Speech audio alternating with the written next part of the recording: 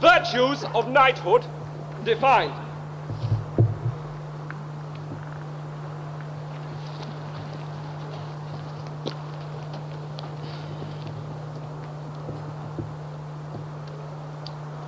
Stay on thy horse at all cost.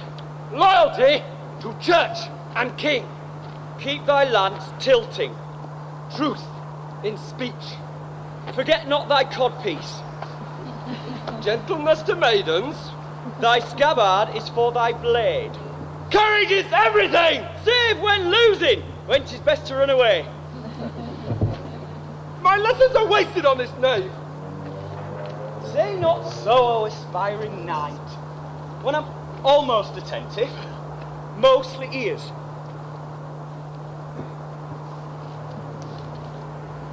So, what best becomes a good knight's business? To kick peasants! To quell tyrants! Quaff ale! To hunt dragons and rescue distressed damsels! Deflower virgins! To put down wicked customs! And pick up bad habits! Or by any other such worthy service justify his frivolous profession!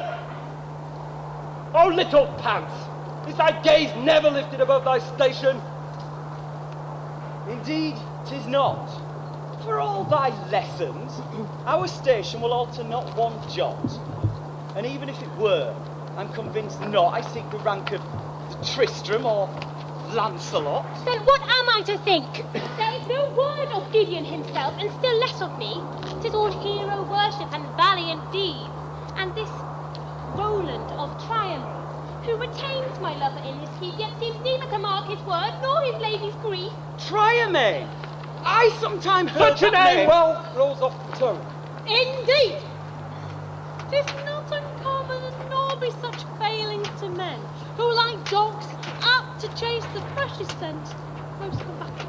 But when? 'Tis 4 months since he went away, and still he hastens not to our wedding day. Am I forgotten? Am I to be a stepdame or old maid? Oh, fret not, my little hare. You read it then! See, there is no mention.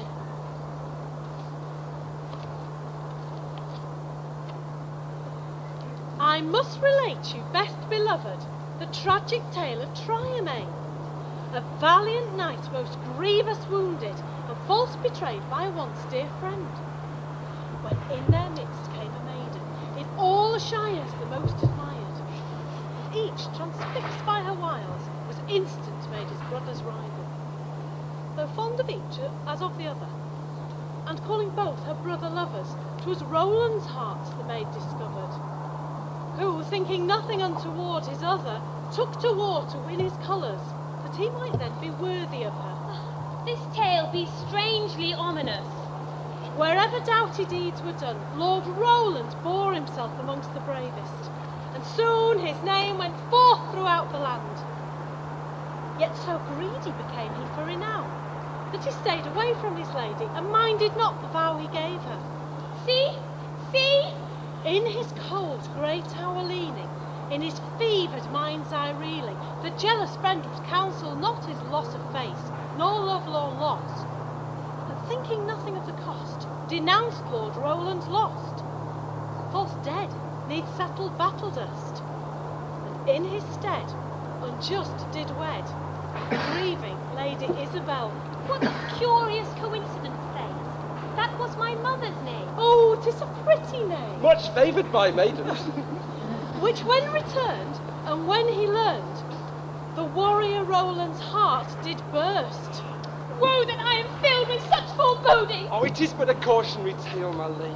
What were my Gideon so delayed? Why, I'm sure thy handsome knight is ready on his way.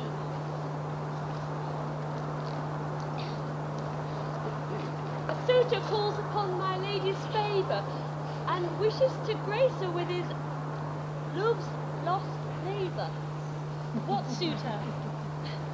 He announces himself Sir Percy de Hooter, my lady. Oh, de Hooter, that is a most unsuitable suitor. How so unsuitable by compare? Better any suitor than one not here. De Hooter is refuted by all the best houses in Christendom, yet continues to make so much nuisance he is a danger to any maid yet unsuited. Quick, my lady, to thy chamber be hid. If Percy sees thee, he'll ne'er leave. Gracie, I charge thee, get rid!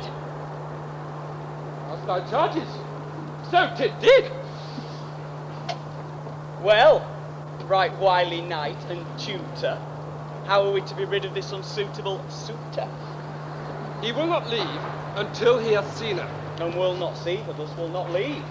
Least he think he has seen her, and is wholly displeased.